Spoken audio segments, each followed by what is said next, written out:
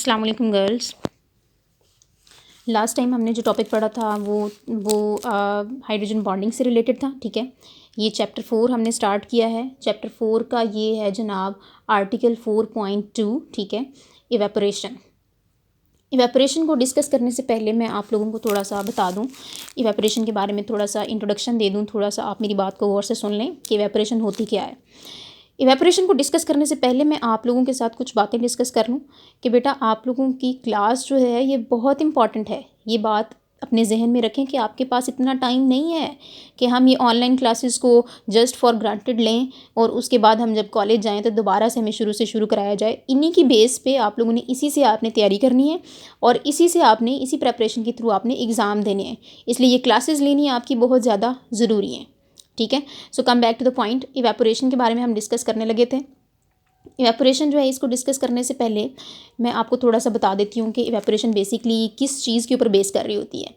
यहाँ पर ये जो वर्ड लिखा है इवेपोरेशन, इसमें आपको जो वर्ड है वेपर्स वाला, ये तो वाज़े तौर पे नज़र आ रहा होगा कि इसके अंदर वेपर से रिलेटेड कोई चीज़ होगी। ठीक है, अब इसमें हमने करना क्या है कि आप ये सपोज़ करें कि आपके पास लिक्विड मौजूद है। ठीक है, आपके पास एक कंटेनर है। ठीक हो गया, एक कंटेनर है, उस कंटेनर के अंदर लिक्विड मौजूद है। कंटेनर किसे कहते हैं? कोई भी बीकर हो सकता है, कोई भी हम कह सकते हैं कि फ्लास्क हो सकती है, कोई टेस्ट ट्यूब हो सकती है। यानी कंटेनर का मतलब है जिसके अंदर हम लिक्विड जो लिक्विड को कंटेन कर रहा है या जिसके अंदर लिक्विड मौजूद है। ठीक है, अब ये सपोज़ करें कि इतना यहाँ तक लिक्विड जो है वो फिल हुआ हुआ है। ठीक है, अब यहाँ पर जो लिक्विड मौजूद है ना, आप जानते हैं बहुत अच्छे तरीके से कि जिस तरह से गैसेस के मॉलिक्यूल्स जो होते हैं वो मोबाइल होते हैं, इस तरह से लिक्विड के मॉलिक्यूल्स जो होते हैं वो भी मूवेबल होते हैं। ऑल द टाइम वो मूवमेंट शो करते रहते हैं। ठीक है, अब वो जो मूवमेंट होती है उस मूवमेंट के दौरान ये एक दूसरे के साथ भी कोलाइड करते हैं। ठीक है, और ये वॉल्स ऑफ द कंटेनर के साथ भी कोलाइड करते हैं, बॉटम के साथ कोलाइड करते हैं, सरफेस की तरफ भी जाते हैं। ठीक है, अब ये अपने कुलियन और अपनी मूवमेंट की वजह से, चूँकि ये मोशनलेस नहीं है, ये मोशन मूवमेंट करते हैं, अपनी मूवमेंट के दौरान जब ये एक दूसरे के साथ कोलाइड करते हैं, बाज़ औक़ात रेयर केसेस ऐसे होते हैं कि ये अपनी एनर्जी एक दूसरे के अंदर ट्रांसफ़र कर देते हैं। ठीक है, जब ये एनर्जी एक दूसरे के अंदर ट्रांसफ़र करते हैं, सपोज करें एक पार्टिकल लिक्विड का यहाँ है, दूसरा यहाँ है, जब ये कोलाइड करेगा इसके साथ जाके तो ये अपनी एनर्जी इसको ट्रांसफ़र करेगा। अब ये मॉलिक्यूल जो है ये हाई एनर्जी मॉलिक्यूल हो गया। अब अपनी मूवमेंट के दौरान आप जानते हैं कि तमाम तरह के पार्टिकल्स जो लिक्विड के इसके अंदर मौजूद हैं, सबकी एनर्जीज़ जो हैं वो एक जैसी नहीं होंगी। ठीक है, वो डिफरेंट होंगी। अब वो जो डिफरेंट एनर्जीज़ हैं उनमें से किसी की एनर्जी बहुत कम होगी, किसी की बहुत ज़्यादा होगी। और जब मूवमेंट हो रही होती है, कोलिजन्स हो रहे होते हैं, तो एनर्जीज़ का एक्सचेंज थोड़ा बहुत इसके अंदर हो रहा होता है। बाज़ औक़ात ऐसा होता है कि कोई एक मॉलिक्यूल जो मल्टीपल कोलिजन्स को फेस करके आया है, पहले भी उसकी एनर्जी काइनेटिक एनर्जी बहुत ज़्यादा थी, और जब उसे कोलिजन्स मिले हैं पीछे से तो उसकी एनर्जी इतनी ज़्यादा हो गई है कि वो इस लिक्विड की सरफेस को छोड़े और ऊपर चला जाए। ठीक है, अब वो पार्टिकल यहाँ पर आ गया। वो पार्टिकल जो यहाँ पर आया है बेसिकली वो कौन सा पार्टिकल है?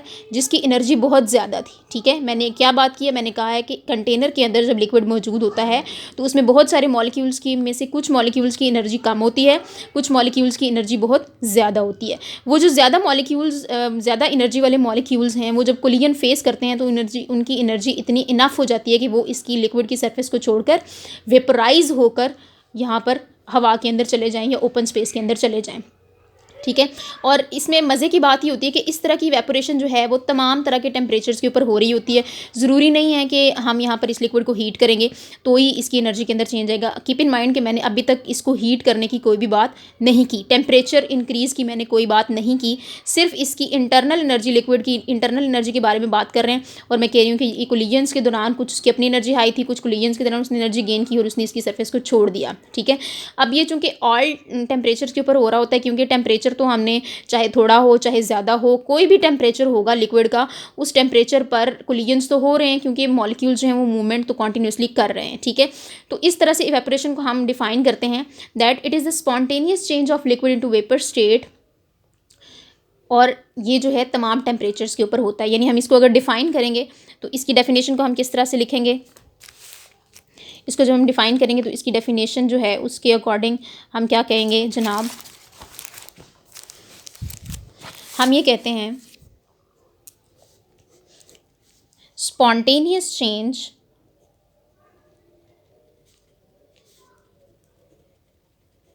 ऑफ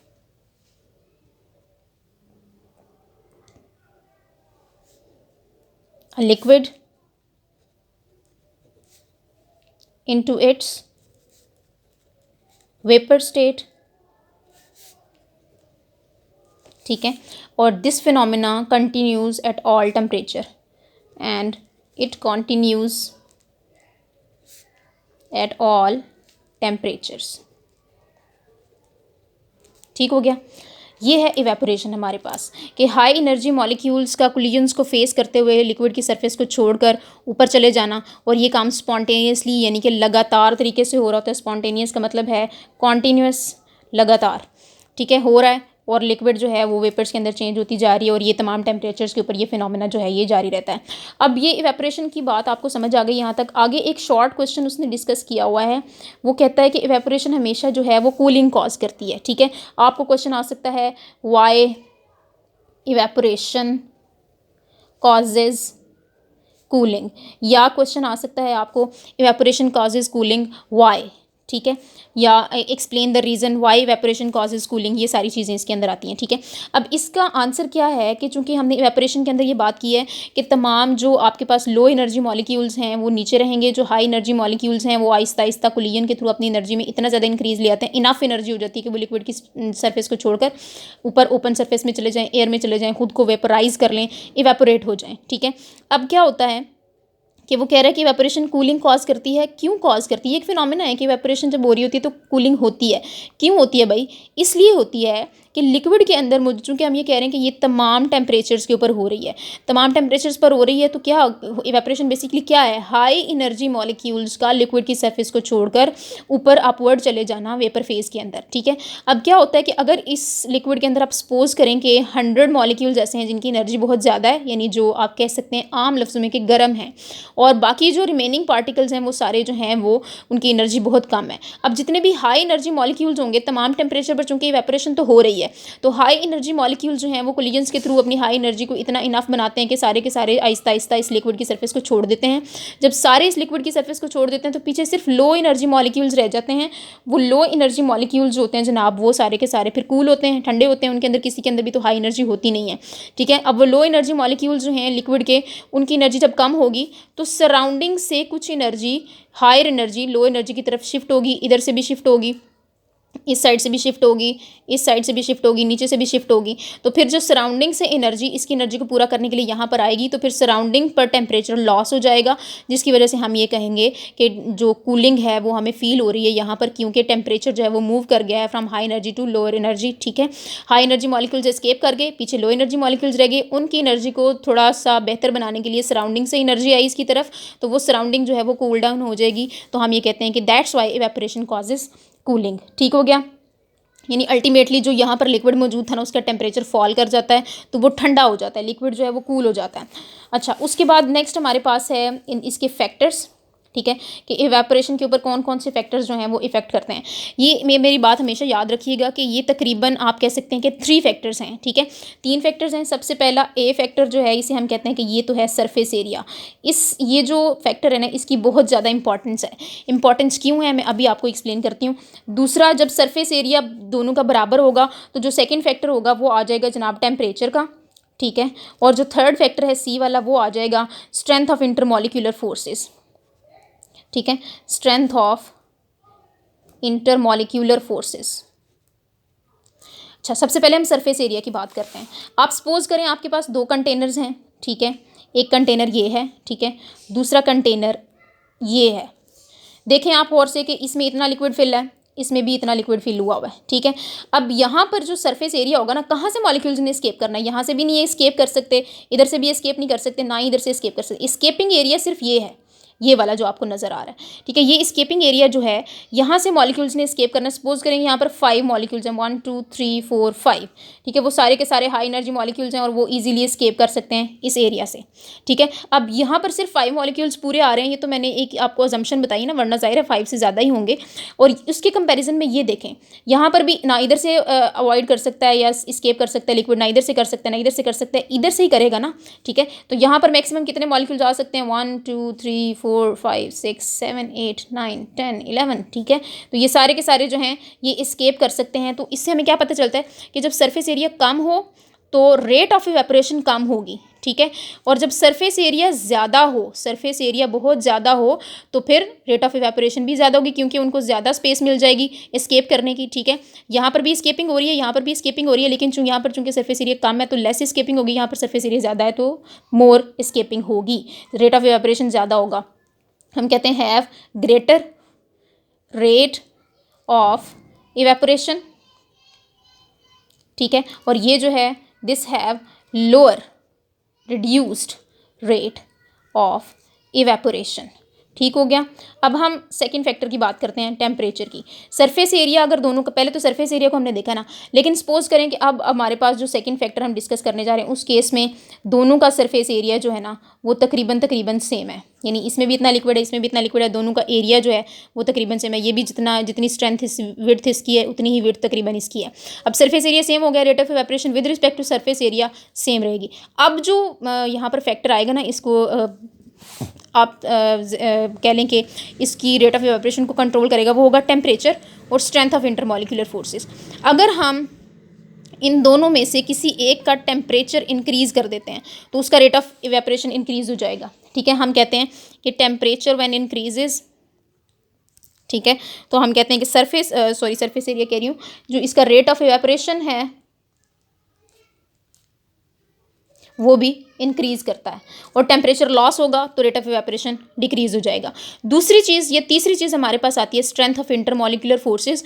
अगर किसी लिक्विड के अंदर इंटरमॉलिक्यूलर फोर्सेस बहुत ज़्यादा स्ट्रॉन्ग हैं, इंटरमॉलिक्यूलर फोर्सेस स्ट्रॉन्ग होंगी तो इसके अंदर मौजूद जो इसके लिक्विड के मॉलिक्यूल्स हैं वो एक दूसरे के साथ बहुत ज़्यादा फोर्स के साथ जुड़े हुए होंगे, वो इसको ऊपर हाई एनर्जी मॉलिक्यूल को इस्केप नहीं करने देंगे, ठीक है, उसको बैकवर्ड ही रखेंगे तो रेट ऑफ इवेपोरेशन कम होगी। अगर इंटरमॉलिक्यूलर फोर्सेस वीक हैं तो रेट ऑफ इवेपोरेशन ज़्यादा होगी। यानी हम क्या कहते हैं कि अगर स्ट्रॉन्ग है, स्ट्रॉन्ग इंटरमॉलिक्यूलर फोर्सेस, तो क्या होगा, decreases the rate of evaporation, rate of evaporation would be decreases है, ठीक है। और इसके बाद हम कहते हैं अगर वीक इंटरमॉलिक्यूलर फोर्सेस हैं, फोर्सेस, ठीक है, तो उस केस में ग्रेटर होगा rate of evaporation. I think आप लोगों को यहाँ तक समझ आ गई, ठीक है।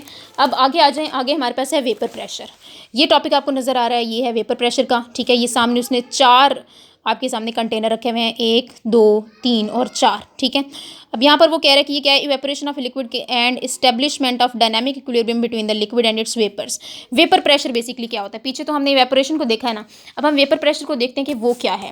वेपर प्रेशर बेसिकली ये होता है कि जो वेपर्स ऊपर यहाँ पर आकर जमा हो रहे हैं यहाँ इस सरफेस में, क्या वो इस क्यूब लिक्विड की सरफेस के ऊपर प्रेशर डाल रहे हैं या नहीं डाल रहे हैं। इसको हम ज़रा अंडरस्टैंड कर लेते हैं कि वेपर प्रेशर और इवेपोरेशन, इसमें बेसिक डिफरेंस क्या है। वेपर प्रेशर जो होता है वो इवेपोरेशन की वजह से ही होता है। इवेपोरेशन कब होगी, जब कंटेनर जो है वो ऊपर से ओपन है, खाली है, तो जो हाई एनर्जी मॉलिक्यूल्स हैं वो एस्केप करते जा रहे हैं, बाहर जाते जा रहे हैं, पूरे एटमॉस्फेयर में वो फैल जाएंगे।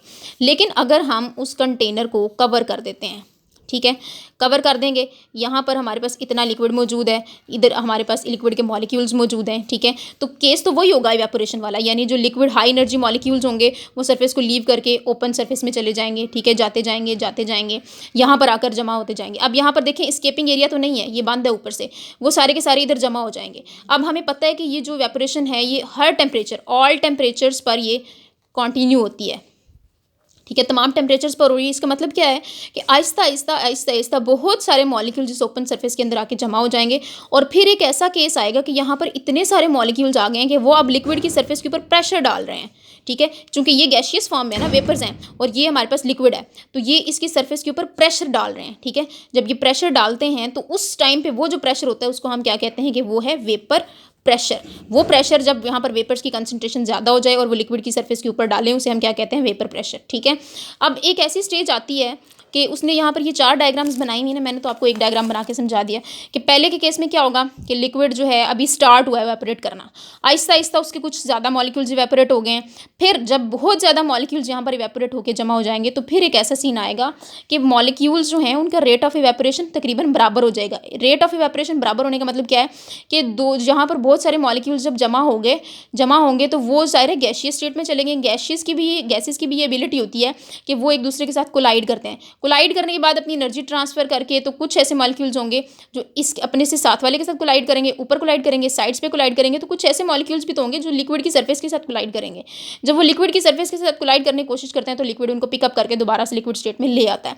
तो अब क्या होगा, रेट ऑफ इवेपोरेशन नीचे से मॉलिक्यूल्स ऊपर जाएंगे, ऊपर से मॉलिक्यूल्स नीचे आएंगे, फिर एक ऐसा पॉइंट रीच करता है कि जिसमें जितने मॉलिक्यूल्स लिक्विड से ऊपर जा रहे हैं उतने ही मॉलिक्यूल्स वेपर्स के वापस लिक्विड के अंदर आ रहे हैं। तो ऐसी स्टेट को हम कहते हैं डायनेमिक इक्विलिब्रियम। ठीक है, डायनामिक इक्विलिब्रियम इसके अंदर इस्टेब्लिश हो जाता है। डायनामिक इक्विलिब्रियम जब इस्टेब्लिश हो जाता है तो इस तरह का जो प्रोसेस होता है ना, इवेपोरेशन और कंडेंसेशन। अच्छा, ये जो नीचे एक बात मैंने आपको बतानी भूल गई है कि ये जो लिक्विड के मॉलिक्यूल्स ऊपर जा रहे हैं वो है इवेपोरेशन। और जब मैंने कहा है कि लिक्विड का मॉलिक्यूल दोबारा से यहाँ पर गैस का मॉलिक्यूल यानी वेपर जो है वो जब लिक्विड की सरफेस से दोबारा कैप्चर होता है तो उस प्रोसेस को हम कहते हैं कंडेंसेशन। ठीक है, तो इवेपोरेशन कंडेंसेशन दोनों जब इक्वल हो जाती हैं, ठीक है, यानी ये देखें लिक्विड और वेपर दोनों के दरमियान इक्वल एरो, जितने इधर जा रहे हैं उतने इधर आ रहे हैं, तो फिर इस स्टेट को हम कहते हैं डायनामिक इक्विलिब्रियम। ठीक है, अब वेपर प्रेशर क्या है उसकी प्रॉपर डेफिनेशन वो बता रहा है। So the vapour pressure of a liquid is a pressure exerted by the vapors of the liquid in equilibrium with the liquid at a given temperature। यानी जब डायनामिक इक्विलिब्रियम की स्टेज रीच कर चुकी है, ये वाली स्टेज आ गई है, उस टाइम पर जब यहाँ पर वेपर्स लिक्विड में, लिक्विड से वेपर्स में, लिक्विड वेपर्स में, वेपर से लिक्विड में, ठीक है, तो वो वाली डायनामिक इक्विलिब्रियम के केस में जब ये वेपर्स इसके ऊपर कितना प्रेशर डालेंगे वो होता है इसका वेपर प्रेशर। ठीक है, अच्छा, अब वो कह रहा है कि वो ये आगे वही बात कर रहे हैं कि दोनों इक्वल होते हैं। The magnitude of vapour pressure does not depend upon the amount of liquid in the container. यानी हमें नहीं पता कि इसमें थोड़ा लिक्विड है, ज़्यादा लिक्विड है, कितना लिक्विड है। जितना भी लिक्विड होगा ना उसमें इवेपोरेशन होगी, कंडेंसेशन होगी, इवेपोरेशन होगी, कंडेंसेशन होगी। डायनामिक इक्विलिब्रियम ने एग्जिस्ट करना ही करना है। ठीक है, दूसरी बात वो कह रहे हैं कि ना तो ये लिक्विड की क्वांटिटी अमाउंट ऑफ लिक्विड पर डिपेंड कर रहा है and also does not depend on the surface area of the liquid, और लिक्विड के सर्फेस एरिया पर भी डिपेंड नहीं कर रहा। The larger surface area also presents a larger targets for returning the molecule, so the rate of condensation also increases. यानी ये ना तो उसके सरफेस एरिया पे डिपेंड कर रहा है और ना ही अमाउंट ऑफ लिक्विड के ऊपर डिपेंड कर रहा है। ठीक है, नेक्स्ट वो टॉपिक हमें एक्सप्लेन कर रहा है जनाब, vapour pressure increases with temperature. इसके बारे में मैं आपको थोड़ा सा बता दूं कि ये उसने कुछ फैक्टर्स बताए हैं। The value of vapour pressure of various liquids depends Fairlie upon the nature of liquid. Vapour pressure liquid की नेचर पे डिपेंड करती है। कीप इन माइंड कि अमाउंट पे डिपेंड नहीं कर रही लेकिन नेचर ऑफ लिक्विड पे डिपेंड कर रही है। साइजेस ऑफ द मॉलिक्यूल्स पे डिपेंड करती है एंड इंटरमॉलिक्यूलर फोर्सेस पे डिपेंड करती है। 3 फैक्टर्स उसने लिखे हैं। कौन कौन से? डिपेंडेंस की हम बात करते हैं कि किस किस चीज़ पर ये डिपेंड करता है। Dependence and non dependence. Non dependence में 2 फैक्टर्स आते हैं, ना तो ये डिपेंड करती है अमाउंट ऑफ लिक्विड पे, ठीक है, और ना ये डिपेंड करती है सरफेस एरिया ऑफ लिक्विड पे। इन दोनों चीज़ों पे डिपेंड नहीं करती। डिपेंड किस किस चीज़ पे कर रही है जनाब? डिपेंड कर रही है नेचर ऑफ लिक्विड पे, एक चीज़, ठीक है। दूसरी चीज़ क्या है इसके अंदर जनाब? इस पे डिपेंड कर रही है। दूसरी चीज़ है हमारे पास साइजेस ऑफ मॉलिक्यूल्स, इन पे डिपेंड करती है। और तीसरी चीज़ है हमारे पास इंटरमॉलिक्यूलर फोर्सेस। लेकिन सबसे ज़्यादा जिस चीज़ पे डिपेंड करती है वो होता है टेम्परेचर। यानी वेपर प्रेशर सबसे ज़्यादा किस पे डिपेंड कर रहा है? टेम्परेचर पे। ये तो ऑब्वियस फैक्टर्स हैं कि nature of liquid, size of molecules, intermolecular forces पे डिपेंड करती है, लेकिन सबसे ज़्यादा इंपॉर्टेंट क्या है? टेम्परेचर। यानी ये जो हमारे पास कंटेनर उसने ड्रॉ किया हुआ है, हम अगर इसको ड्रॉ करते हैं दोबारा से, ठीक है, तो यहाँ पर हमारे पास लिक्विड मौजूद है, ठीक है। ये तो इवेपोरेशन हो रही है जो ऑल टेम्परेचर्स पर हमने उसको कवर कर दिया, वेपर प्रेशर वो डिफाइन कर लिया। लेकिन अगर हम इस लिक्विड को हीट करना स्टार्ट कर देंगे तो नॉर्मली भी तो मॉलिक्यूल्स ऊपर जा रहे हैं ना, यहाँ पर इकट्ठे हो रहे हैं वेपर स्टेट में। लेकिन जब हम इसका टेम्परेचर राइज करते हैं ना तो फिर क्या होता है कि ज़्यादा मॉलिक्यूल्स हाई एनर्जी हो जाते हैं। क्यों? क्योंकि नीचे से उनको एनर्जी मिल रही है। ज़्यादा मॉलिक्यूल्स हाई एनर्जी के हो जाते हैं, उनकी काइनेटिक एनर्जी ज़्यादा होती है, ज़्यादा मॉलिक्यूल्स यहाँ से एस्केप करना शुरू हो जाते हैं और ज़्यादा मॉलिक्यूल्स ऊपर जाना शुरू हो जाते हैं, ठीक है। तो इस तरह हम कहते हैं कि जनाब इसका जो टेम्परेचर है जैसे ही वो इंक्रीज़ करेंगे तो वो काइनेटिक एनर्जी, यानी ये देखें वो कहता है at an elevated temperature the kinetic energy of molecules is enhanced, kinetic energy enhance हो जाती है and capability to leave the surface increases, और सरफेस को इंक्रीज लीव करने की जो उसकी सलाहियत है वो बढ़ जाती है। It causes the increase of vapour pressure, तो वेपर प्रेशर भी इंक्रीज हो जाएगा। ज़ाहिर है जब ज़्यादा मॉलिक्यूल्स वेपर स्टेट में चले जाएंगे टेम्परेचर के इंक्रीज करने से तो फिर वो ज़्यादा प्रेशर डालेंगे लिक्विड के ऊपर, ठीक है। अब उसने सामने टेबल दिया हुआ है, अब वो ये बात कर रहे हैं इस टेबल के हवाले से कि जैसे जैसे हम टेम्परेचर इंक्रीज़ कर रहे हैं ना, 0 था तो 4.579, 10 था तो 9 हो गया, 20 हुआ तो 17 हो गया, 30 था तो 31 हो गया, 37 टेम्परेचर किया तो 47 हो गया, 40 किया तो 55 हो गया। इसी तरह से जैसे जैसे टेम्परेचर इंक्रीज़ हो रहा है वैसे वैसे जो इसका वेपर प्रेशर है वो भी इंक्रीज़ हो रहा है, जो हमें बताता है कि टेम्परेचर के इंक्रीज़ करने से वेपर प्रेशर इंक्रीज़ करता है। यानी 100 डिग्री सी टेम्परेचर जब हमने किया तो ये 760 टॉर तक पहुँच गया। यही सारी बातें उसने इस पैराग्राफ के अंदर एक्सप्लेन की हैं, आपने इसको रीड करना है, ठीक है। नेक्स्ट हमारे पास उसने बताया हुआ है मेजरमेंट ऑफ वेपर प्रेशर, ठीक है। ये ऊपर भी जो पैराग्राफ लिखा है ये उसी टेबल से रिलेटेड है, वही सारी चीज़ें लिखी हैं जो मैंने आपको एक्सप्लेन कर दी हैं। हम मेजरमेंट वेपर प्रेशर की किस तरह से करते हैं, हमारे पास एक मेथड होता है मैनोमीटर मेथड। मैनोमीटर मेथड की मैं आपको सेपरेट जो है ना डायग्राम ड्रॉ करके बता देती हूँ कि ये किस तरह से है। मैं थोड़ा तेज़ बोल रही हूँ क्योंकि आपकी वीडियो का प्रॉब्लम होता है, फिर आप लोगों का लेक्चर जो है वो थोड़ा होता है, कंप्लीट नहीं हो पाता। Manometric method for determination of vapor pressure of a liquid, ठीक हो गया। मैनोमेट्रिक मेथड है ये। अच्छा, इस मेथड के अंदर जो इसकी थोड़ी सी करेक्टरिस्टिक्स हैं वो मैं आपको बता दूं, या इसकी जो कंपोनेंट्स हैं। एक चीज़ आपने इसके अंदर देखनी है कि हमने लेना है लिक्विड, ठीक है, लिक्विड लेना है और लिक्विड के अंदर हमने रखनी है, मेरी ड्राइंग कोई इतनी अच्छी नहीं है इसलिए आप लोग ज़रा इसको देख लीजिएगा गौर से। इसके अंदर हमने रखनी है राउंड बॉटम फ्लास्क, ठीक है। राउंड बॉटम फ्लास्क रखेंगे, यहाँ पर इसकी कॉर्क है जिसके अंदर एक इनलेट है, उस इनलेट के थ्रू हम लोगों ने यहाँ पर रखा हुआ है एक पाइप, ठीक है। उस पाइप का एक सिरा जो है वो जा रहा है वैक्यूम पंप की तरफ और दूसरा सिरा जो है वो जा रहा है मैनोमीटर की तरफ। मैनोमीटर बेसिकली क्या होता है, ये एक कॉलम होता है मरकरी का, ठीक है, उसके अंदर हमने मरकरी को फिल किया हुआ होता है। एक सिरा इसका छोटा होता है और दूसरा सिरा इसका लंबा होता है, इस तरह से, ठीक है।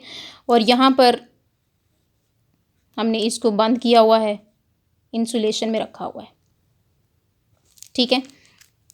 ये जो है ना, ये वाला बाहर वाला बीकर जो है बड़ा सा, इसके अंदर हमने रखा हुआ है लिक्विड, ठीक है।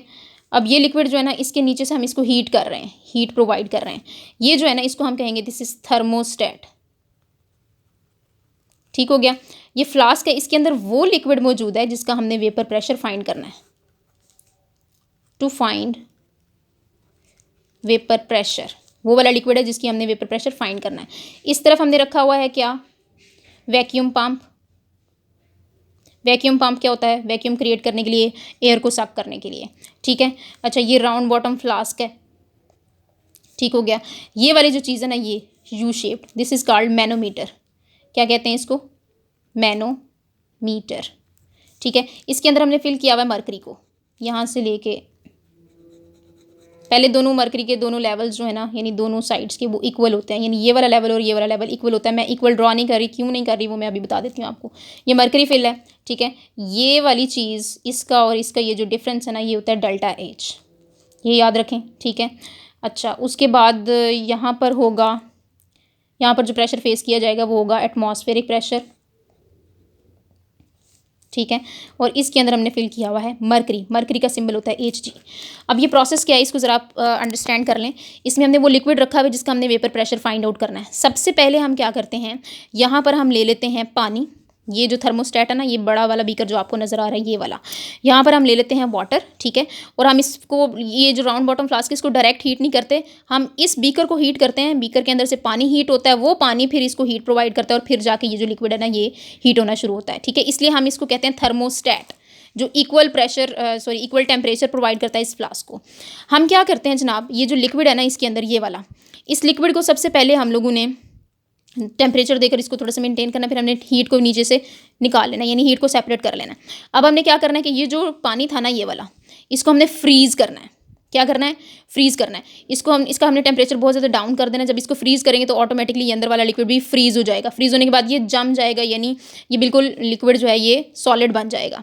सॉलिड बनने के बाद यहाँ पर जो एयर रह जाएगी वो होगी, ठीक है। हम सक्शन पंप को ऑन करेंगे, वो इसके अंदर जितनी भी एयर इस जगह पर मौजूद थी ना सबको सक करके बाहर निकाल देगा। फिर हम इसको वार्म करेंगे, वार्म करने के बाद ये दोबारा लिक्विड में कन्वर्ट हो जाएगा। फिर इसके अंदर जहाँ कहीं इंट्रैप्ड एयर थी, कोई बबल्स वगैरह थे, वो बाहर निकल जाएंगे जब ये लिक्विड स्टेट में आएगा। अगेन हम इसको फ्रीज़ करेंगे, ये फिर से जम जाएगा। अब जो एयर इसके अंदर थी वो ऊपर तो जा चुकी है जब इसको लिक्विड में कन्वर्ट किया था। फिर हम वैक्यूम पंप को ऑन करेंगे, वो सारी की सारी एयर को सक कर लेगा। ये 2-3 दफ़ा हम ये प्रोसेस रिपीट करेंगे तो इसके अंदर से एयर को हम कंप्लीटली निकाल लेंगे। अब हमारा काम आया है वेपर प्रेशर फाइंड करने का। अब यहाँ से हम वैक्यूम पंप जो है उसको ऑफ कर देंगे। अब सिर्फ इसका जो काम होगा वो इस तरफ होगा, ठीक है। इनिशियली ये जो मर्करी के लेवल्स हैं ये दोनों इक्वल होते हैं दोनों साइड्स पर, ठीक है। हम क्या करते हैं, अब इस लिक्विड को हीट करना शुरू करते हैं। जैसे ये लिक्विड गर्म होता है, ये अंदर वाले लिक्विड को मेल्ट करना स्टार्ट कर देता है, जो हमने फ्रीज़ किया हुआ था। मेल्ट होता है तो इसका रेट ऑफ इवेपोरेशन इंक्रीज़ करता है। रेट ऑफ इवेपोरेशन इंक्रीज़ होगा तो यहाँ पर वेपर्स बनेंगे। वो वेपर्स जो हैं इस लाइन के थ्रू यहाँ से आना शुरू होते हैं, इधर यहाँ आते हैं, और यहाँ जो इक्वल लेवल था ना मरकरी का उसके ऊपर प्रेशर डालते हैं। जब प्रेशर डालेंगे तो यहाँ से मरकरी का लेवल डाउन जाना शुरू हो जाएगा, यहाँ से डाउन जाना शुरू हो जाएगा और यहाँ से अपवर्ड जाना शुरू हो जाएगा। ये थोड़ा सा नीचे आएगा, ये ऊपर जाएगा, ठीक है। अब ये वाली जो मरकरी की सरफेस है ना ये एटमॉस्फेरिक प्रेशर को फेस कर रही है, और ये वाली जो मरकरी की लेयर है ना जो सरफेस है ये लिक्विड के वेपर प्रेशर को फेस कर रही है, ठीक है। अब यहाँ तक आपको समझ आ गया कि क्या हो रहा है इसके अंदर। अब बेसिकली हम क्या देखते हैं, हम जो वेपर प्रेशर हम फाइंड करते हैं ना उसका एक्सप्रेशन हम लिखते हैं। लिक्विड का वेपर प्रेशर हम कैसे फाइंड करेंगे, P = PA + ΔH, यानी हमने किस तरह से निकालना है ये देखें। ये ΔH क्या है कि जब यहाँ से वेपर्स आए, उन्होंने इसके ऊपर प्रेशर डाला तो ये नीचे की तरफ प्रेस हुआ तो यहाँ से तो प्रेस होगा लेकिन इधर से ऊपर जाना शुरू हो जाएगा, ठीक है। वो कितना प्रेस हुआ है वो वैल्यू है ये ΔH, ठीक है। वो हमने यहाँ पर लिख दी ये वाली। और यहाँ पर इस लिक्विड को कितना प्रेशर फील हो रहा है वो है एटमॉस्फेरिक प्रेशर। वो एटमॉस्फेरिक प्रेशर प्लस दिस, इन दोनों को ऐड करेंगे तो फिर हमारे पास वो प्रेशर आ जाएगा जो कि लिक्विड का ओरिजिनल वेपर प्रेशर होगा, ठीक है। यहाँ पर वो कहता है कि P क्या चीज़ है। P को मैं P के बारे में बता देती हूँ आपको। P है आपके पास वेपर प्रेशर जो हमने फाइंड करना था, वेपर प्रेशर ऑफ लिक्विड, ठीक है। ये जो हमने निकालना था, टू बी डिटरमिन्ड, ठीक हो गया। ये क्या चीज़ है भाई, एक्सटर्नल एटमॉस्फेरिक प्रेशर, जो नॉर्मल एटमॉस्फेयर का प्रेशर होता है। और ये ΔH क्या है, difference of mercury columns, HG columns. ये जो HG कॉलम्स लिख रही हूँ ना मैं, HG क्या होता है, मर्करी।